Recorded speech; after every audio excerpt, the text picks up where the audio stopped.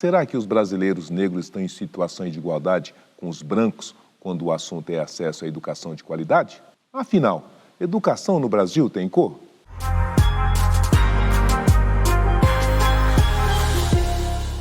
Para conversar sobre esse tema, temos a presença do professor emérito da Universidade de Brasília e ex-ministro da Educação, o senhor Cristóvão Buarque, e do atual reitor da Universidade de São Paulo, professor Carlos Calotti. Ministro Cristóvão Buarque, bem-vindo. Um grande prazer estar aqui com você e com o professor reitor da USP. Reitor Calotti. É um enorme prazer estar aqui, reitor. Eu acho que gostaria de parabenizar a TV Cultura e, pessoalmente, o senhor por toda essa luta, esse esclarecimento que o senhor vai fazer e já está fazendo para a população do Brasil. Fazendo um raio-x atual sobre o tema para os senhores e o público, nós temos, inclusive, um jornal da USP que traz a informação que no ano de 2021, 51,7% dos alunos da USP entraram por meio da lei de cota e desses, 44,1% se autodeclaram negros, pardos e indígenas. E em contrapartida, de acordo com a pesquisa do IBGE, em 2019, 71,7% dos jovens fora da escola eram negros e apenas 27,3% eram de brancos. Quando se fala em analfabetismo, a disparidade continua. Em 2019, 3,6% das pessoas brancas de 15 anos ou mais eram analfabetas, enquanto entre as pessoas negras esse percentual chega a 8,9%. Ou seja, a grande maioria dos analfabetos tem cor, são pretos, são negros. Professor Cristóvão Buarque, por que nós continuamos aprisionados nesses números brutais de diferença social? Primeiro, eu quero dizer que a educação tem renda. A escola boa, para quem paga, ou tem conexões, e a escola ruim para os outros. Eu até gosto de chamar as escolas senzala e escolas Casa Grande. Não temos um sistema único. Agora, por quê? Porque a elite brasileira, ela, desde quando viu que não tinha como impedir nem a lei do ventre livre, nem a lei áurea, percebeu que uma pessoa nasce duas vezes, quando sai do ventre da mãe e quando entra na escola. Então, essa elite, para manter seus privilégios, criou um antídoto contra essas leis de libertação dos escravos. O antídoto foi, tudo bem, eles vão ser livres, mas a gente não dá escola para eles. E durante 130 anos não deram escola para os pobres. E a maioria dos pobres é de brasileiros negros. Com a Constituição de 1988, houve uma pressão e começa a ter matrícula para todos. Aí eles disseram, tudo bem, matrícula para todos, mas a gente faz a escola desigual. Eu não digo que isso seja racional, que haja uma arquitetura, mas essa é a realidade. Por isso, a escola é desigual. Professor Carlotti, o senhor concorda com isso? Eu concordo inteiramente com a tese do ministro, quando diz que nós deveríamos ter a mesma escola para todos os brasileiros, para que todos tivessem a mesma chance e que fossem progredindo nessa escola aqueles que mostrassem mais aptidão, que mostrassem mais empenho, que mostrassem maior qualificação para as atividades, e não da onde ele surgiu, da cor que ele surgiu, da cor que ele nasceu.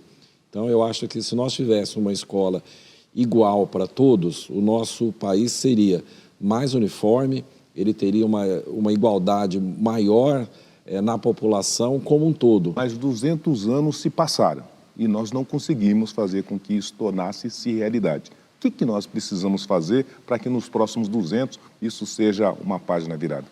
Eu acho que o sistema que nós temos agora de cotas, principalmente no acesso ao ensino superior, ele compensa esses erros de 200 anos.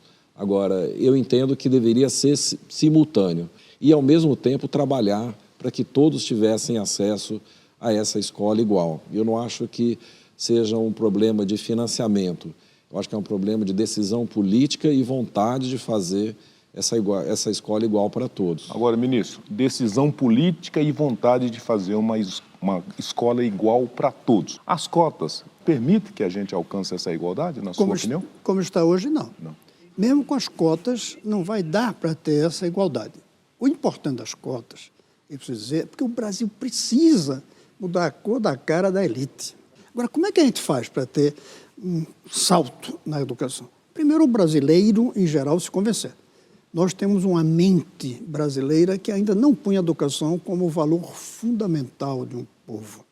Em 2022, a Lei Federal número 12.711, mais conhecida como Lei de Cotas, completa uma década desde a sua criação em agosto de 2012. Ela gerou muita polêmica e ainda ela irá passar por revisão no Congresso Nacional. E nós fomos às ruas para saber, devemos ou não continuar com a Lei de Cotas no Brasil?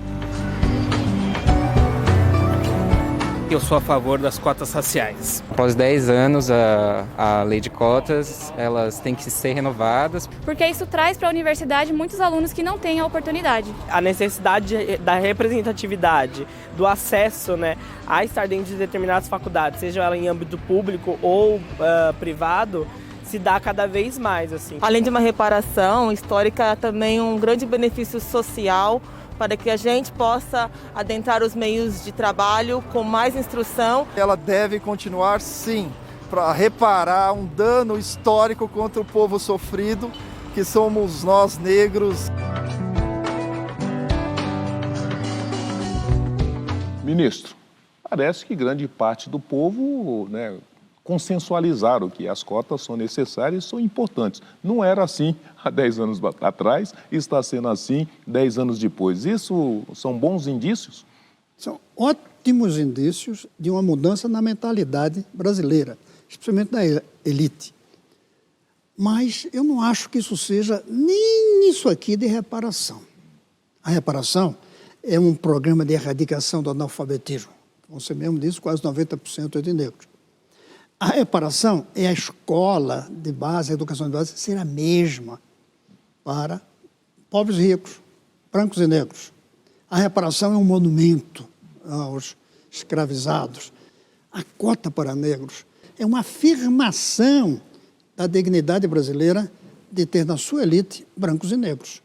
Ainda sobre o contexto da Lei de Cotas no Brasil, fomos ouvir Bruna Brelas, presidente da União Nacional dos Estudantes, e alguns alunos que fizeram uso desta lei para ingressar no ensino superior brasileiro. As cotas raciais no Brasil, as cotas sociais transformaram a universidade brasileira. Eu sou o Theo Guajajara, eu sou fruto das ações afirmativas. Ingressei na universidade através da política de cotas, como pessoa com deficiência e também racial. Acessei a universidade através das cotas. Hoje, nós podemos comemorar que o filho do pedreiro, a filha da faxineira, vai poder virar doutor e virar doutora. Entendendo que foram através das cotas que os filhos da classe trabalhadora puderam ter acesso à universidade e assim transformar o nosso país. A educação nunca foi feita para pessoas negras, para as mulheres, para as pessoas com deficiência.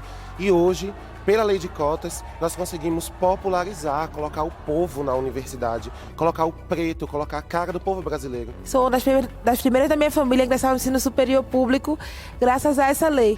Hoje, as mulheres negras são maioria na universidade por conta das políticas afirmativas e também da lei de cotas. Esse é um avanço muito importante dessa política pública. Hoje, 65% da universidade são compostas por estudantes cotistas. O que a gente quer agora é garantir a permanência desses estudantes. Não pode haver desenvolvimento de uma nação sem um povo pobre ocupando as cadeiras da universidade.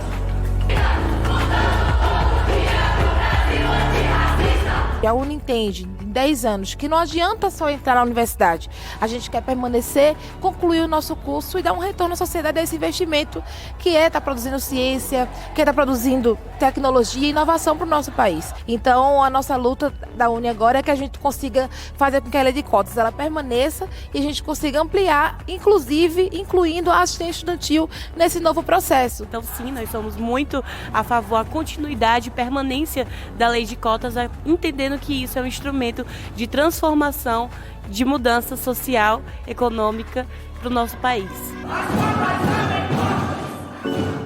Professor Carlotti, como é que o senhor analisa? Nós estamos preparados para dar esse salto para o futuro agora? Eu acho que sim. O aluno cotista, ele tem potencial, se ele tiver apoio, ele consegue se formar nas mesmas condições dos alunos não cotistas. E o trabalho agora é aperfeiçoar esses sistemas de cotas. Mas é lógico que nós brasileiros queremos e precisamos de um país em que não precisa de cotas nem para branco nem para negros, né? O que nós queremos, em verdade, é que em algum momento, né, ninguém seja distinguido pela cor ou pela raça para poder disputar em pé de igualdade essas oportunidades educacionais. Vamos para um rápido intervalo, mas antes disso, você confere o que o ator Sidney Santiago tem a falar sobre a situação do negro brasileiro quando o assunto é acesso à educação de qualidade. Eu costumo dizer que eu sou de uma geração anterior e que na minha infância, na minha juventude, não era possível uma pessoa como eu sonhar com a universidade. Costumo dizer também que a lei de cotas vem causando uma grande transformação no setor da cultura, do audiovisual e do teatro brasileiro. Primeiro porque, através desse debate, nós temos mudado a cor das nossas plateias, nós estamos escrevendo novas histórias de pessoas que se parecem com a gente, histórias de um povo brasileiro descendente de africanos que está nesse país há 500 anos lutando com muita garra e que possui valores próprios. Que venham mais décadas e que venham muitas outras ações afirmativas e que muitos meninos e meninas negros, negras, indígenas, pobres, ribeirinhos possam acessar os bancos das universidades públicas e privadas desse país, porque nós sabemos que a educação é projeto de poder.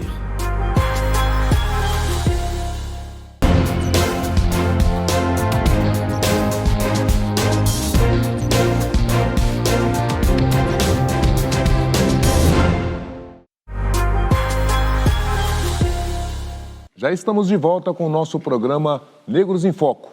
Hoje nós estamos conversando sobre o acesso à educação de qualidade no Brasil e estamos recebendo para falar sobre isso, né, essas duas grandes personalidades da educação.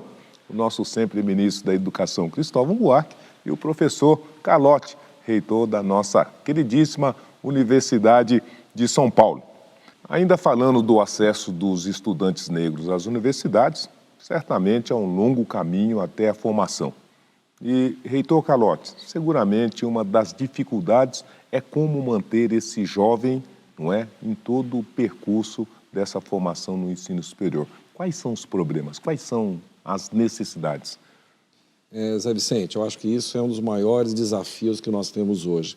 Quer dizer, aperfeiçoar o sistema de entrada de cotas e outra se preocupar com a permanência desse aluno, para que ele possa ter, durante o seu curso, a sensação de pertencimento, que ele está ali na universidade com as mesmas condições de qualquer aluno que nós temos. Para isso, nós precisamos garantir tanto aspectos acadêmicos, por exemplo, o curso de línguas estrangeiras para esses alunos, e itens econômicos também para a permanência, que um aluno não pode trabalhar um curso integral, por exemplo, preocupado se ele vai ter alimentação, se ele vai ter transporte, se ele vai ter moradia. Então, eu acho que a permanência é o grande desafio que nós temos hoje. O Brasil conseguiu dobrar o número de universitários no ensino superior, estudantes, em poucos anos. Sim. Mas não fez o dever de casa de dobrar o número dos que terminam o ensino médio com qualidade. Eu tenho a impressão que quando se fizer um estudo correto do problema da evasão escolar no ensino superior brasileiro, vai se perceber que o problema está na educação de base. Esse problema de aumentar muito depressa o número de universitários, sem aumentar o número dos que terminam o ensino médio com absoluta qualidade. Professor Calotti, todos os problemas são problemas, né, bastante intensidade nessa agenda, nessa questão. Mas o ministro Cristóvão traz um problema que é corriqueiro, a evasão. Nós temos a evasão no ensino médio, mas qual é a evasão? Por exemplo, na USP, né, daqueles que chegam, que iniciam os cursos, quanto deles terminam o curso, na média? Nós temos a entrada de cerca de 11 mil alunos na universidade e nós estamos formando 8 mil alunos. Então, nós perdemos durante essa formação 3 mil alunos. É um número preocupante, provavelmente ela é multifatorial, ela é semelhante no cotista e no não cotista, mas eu acho que é um tema que eu estou pedindo para que a Pró-Reitoria de Graduação, a de Pertencimento, estudem esse tema, porque é um número muito alto. Como são as cotas nas universidades públicas, nós temos experiências e realizações importantes na sociedade civil e algumas iniciativas importantes do ensino privado.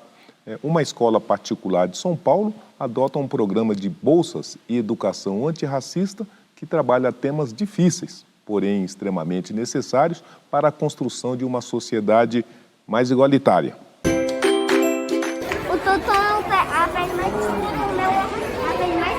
O projeto de educação antirracista do Vera surgiu em maio de 2019, por ocasião de um encontro que a gente fez com toda a comunidade escolar, de educadores e pais, refletindo sobre a seguinte questão: o que queremos conservar e o que queremos transformar do projeto político-pedagógico do Vera. Enfrentar o preconceito racial, não estou falando de classe social, estou falando racial mesmo, não é fácil.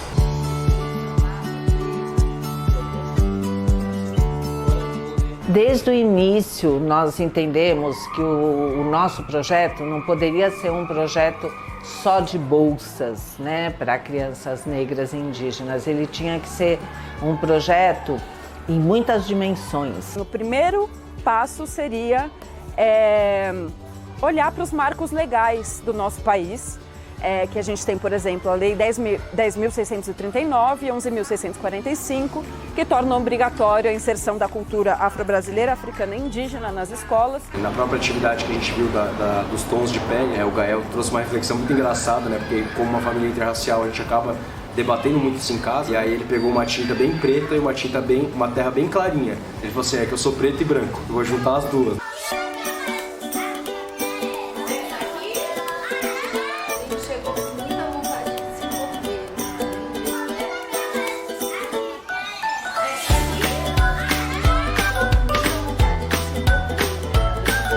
Pensar também uma decolonização do currículo. Nesse sentido, uma das metas essenciais é ter mais pessoas no corpo docente, né, pessoas negras, porque é essencial. Para as crianças brancas, né, para verem negros, né, em situação de prestígio social, né, pessoas que eles admiram, pessoas que eles gostam, que eles querem ser iguais, né? E para as crianças negras, além disso, também para ajudar na construção de uma autoimagem positiva de si mesmas. Porque é nessa relação que a educação antirracista se dá, né? Olhando para os brancos e suas questões e para os negros e o apoio necessário da transformação no espaço para que a dignidade seja garantida. Temos muito melhores amigos, né, interraciais, assim como também temos tido situações de conflito e de discriminação que são tratadas com muito cuidado, tanto entre as crianças, quanto nos projetos que abordam essas temáticas interraciais, quanto na parceria com as famílias. Ou seja, educação antirracista não se faz só do ponto de vista discursivo, ela se faz também no corpo a corpo. Hoje, na pureza que ele responde, ele não consegue, ele não tem diferença entre as pessoas pela sua cor, pelo seu jeito.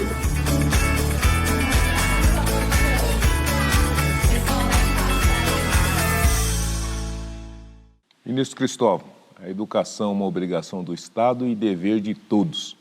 O senhor gostou do ensino privado? Está interessado e está iniciando essas intervenções? Gostei muito e quero dizer que esses meninos negros vão se beneficiar de ter uma escola que eles não teriam se não houvesse esse programa.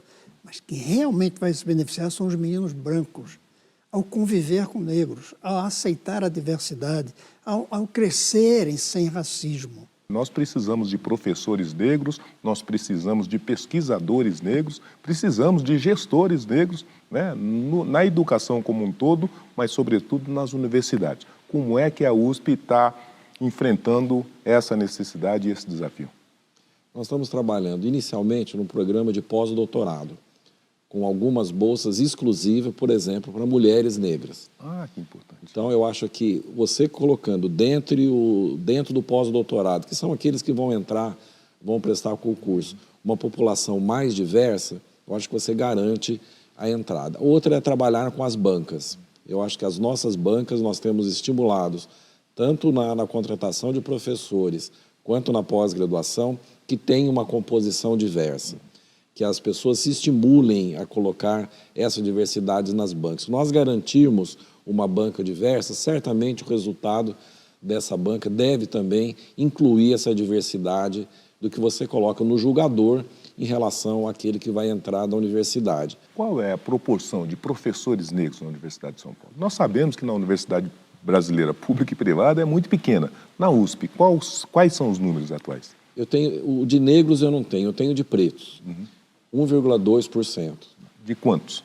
Em torno de 5.700 professores que nós temos. Então, é uma porcentagem muito pequena. Indígenas, menor ainda. Nós temos um professor em 5.700 no Instituto de Psicologia. Então, eu acho que isso, da mesma forma que eu falei na permanência, e uma das professoras comentou isso no vídeo, você ter professores que são semelhantes a você, isso ajuda muito o aluno, estimula muito o aluno. Se você tem aula somente com professores brancos, você vai falar, bom, mas por que eu sou aluno aqui, lá do outro lado não tem ninguém igual a mim? Então isso acho que é um outro passo que nós temos que trabalhar também na universidade. Na verdade, professor Carlotti, a educação que nós queremos, né, diversa, inclusiva e que prestigie a todos, é uma educação que nós vamos ter que construir. Ministro Cristóvão Buarque, o futuro, como é que a gente chega nesse futuro que o senhor está nos sugerindo de romper as trincheiras e, ao final, lançar-se para o universo? Eu acho que esse futuro está nascendo. Eu acho que a sociedade brasileira, os pais, começam a perceber que sem educação o filho não vai ter emprego. Sem educação ele não vai ter uma boa renda. E sem educação, os outros problemas como violência, como crise ambiental, vão continuar. Creio que está começando a haver um despertar para a importância da educação. Professor Carlotti, a Universidade de São Paulo é o farol da América do Sul e até da América Latina, no que diz respeito a colocar a educação como uma prioridade e agora, com os números, uma emergência. O que mais a USP vai fazer para nos levar para esse novo mundo? Quando nós propusemos a criação dessa pró-reitoria de inclusão de pertencimento, nós tivemos um apoio praticamente unânime do Conselho Universitário. Então, eu acho que a comunidade está preparada, já existe um consenso que essas ações devam ocorrer dentro da universidade, então nós não vamos ter debates, nós vamos ter debates de como fazer, como progredir, mas não nenhum retrocesso. Eu tenho certeza que essa lei de cotas será aprovada pelo governo federal, pela Câmara e pelo Senado, e eu gostaria que ela fosse aperfeiçoada, garantindo ao aluno que ele realmente pudesse exercer suas atividades. E o que o ministro já comentou também, essa sensação de pertencimento. Não é só você dar condições, mas é o aluno se sentir pertencendo à universidade, pertencendo à sociedade. Isso é o grande desafio nosso, manter o sonho desses nossos alunos. Manter o sonho aceso e iluminado. Professor Carlotti, muitíssimo obrigado pela gentileza da presença. Ministro Cristóvão, da mesma maneira, muitíssimo obrigado, né, pela gentileza da presença, por essa luta, por essa defesa inconteste da educação. E a vocês, caros telespectadores, obrigado pela gentileza da audiência e na semana que vem estaremos juntos novamente com mais um programa Negros em Foco.